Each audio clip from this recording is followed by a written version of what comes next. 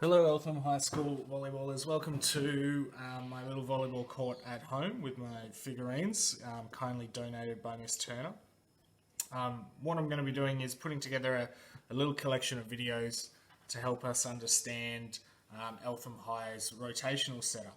Okay, so the first thing we're going to talk about is our positions and our positional setup. Alrighty, so from about year 8 we will all learn a system that everyone needs to know all the way through high school. Okay, so any team you move into, or move between, or up or down, different year levels, they all play. Well, they'll all have this knowledge, and that'll make it easier if you need to play with a different team because we're all doing the same thing.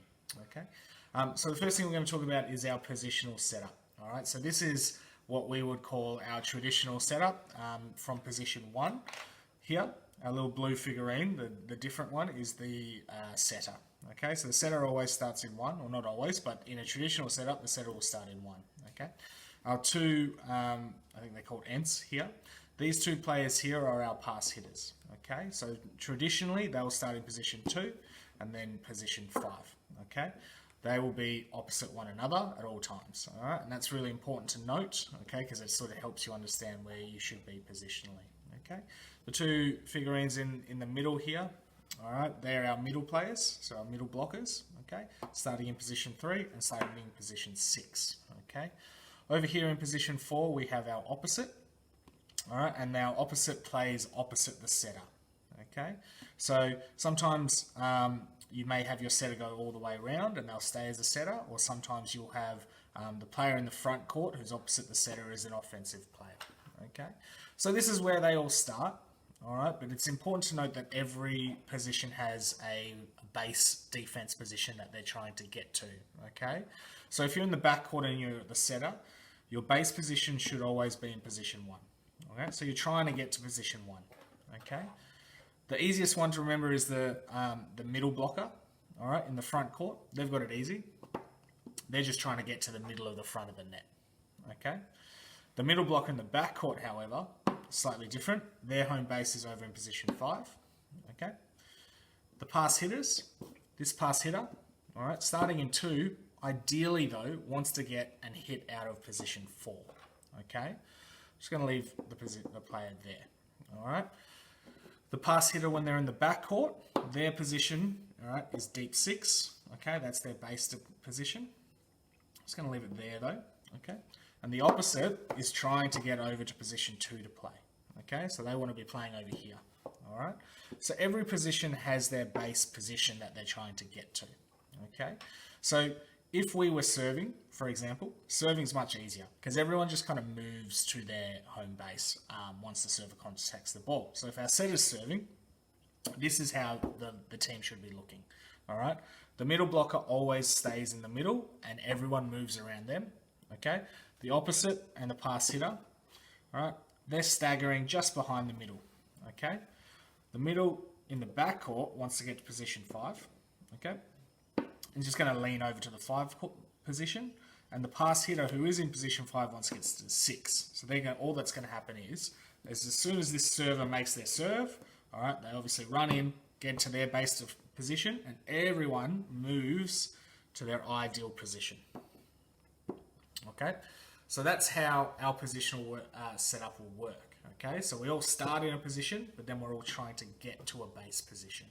Okay, hopefully that makes sense. And when we do it on the court, if you've watched this a couple of times, you'll understand what's going on.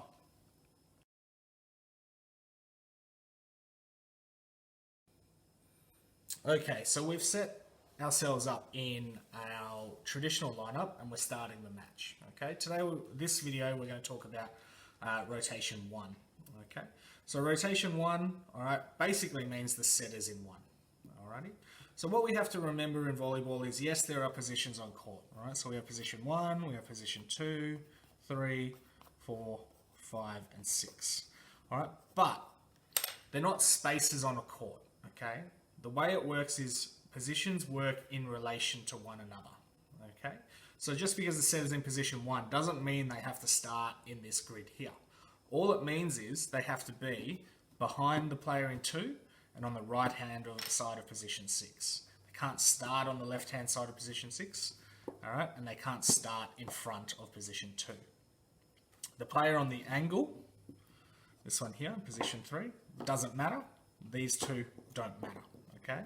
It's only the players in front and behind, okay, and left and right. Nothing on an angle and nothing overlapping, okay? So what we do with our rotation is we try to manipulate the rotation to suit our purposes, all right? And what that means is we're trying to increase our offense, all right, to win the point when our opponent serves, okay? So the serve receive for rotation 1 looks like this, all right? We have our positions here. Stand everyone up like so they're ready to play, okay? So rotation 1, the easiest thing to remember for the setter is that they just have to push whatever player in front of them up to the net. This pink strip here with all the emojis there is our net, okay? So the setter's going to take the pass hitter all the way to the net, to there. All right, and they're going to stand side on, okay, so they can see the serve, but also because they always want to be facing forward when they set. The pass hitter's just going to stay in the corner, okay? Now what happens is the two backcourt players that are left, they always try to cover for the absence of the setter. All right, so this middle is going to move across. The pass hitter is going to move across. And then the opposite is also going to come back to help. All right, so we have our 3 players ready to serve receive. Okay, the middle, it's always a good idea if the middle starts off the net and they look for anything that just comes over the net. It's also a good idea if they try to stay in between the 2 passes here so they're not blocking the line of view.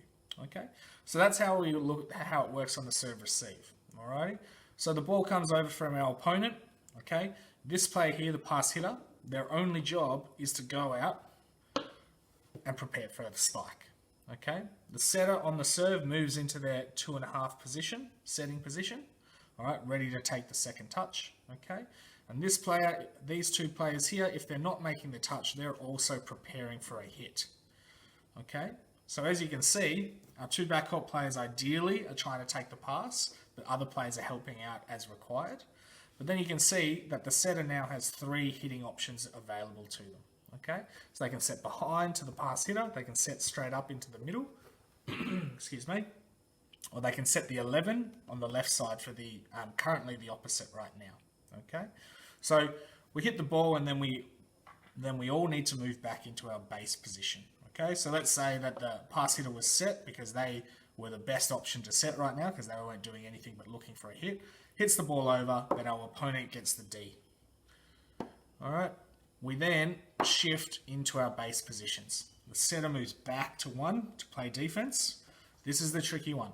The middle has to go all the way over to 5 there.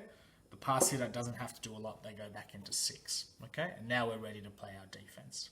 Okay, so that's how the serve receive rotation works for rotation 1.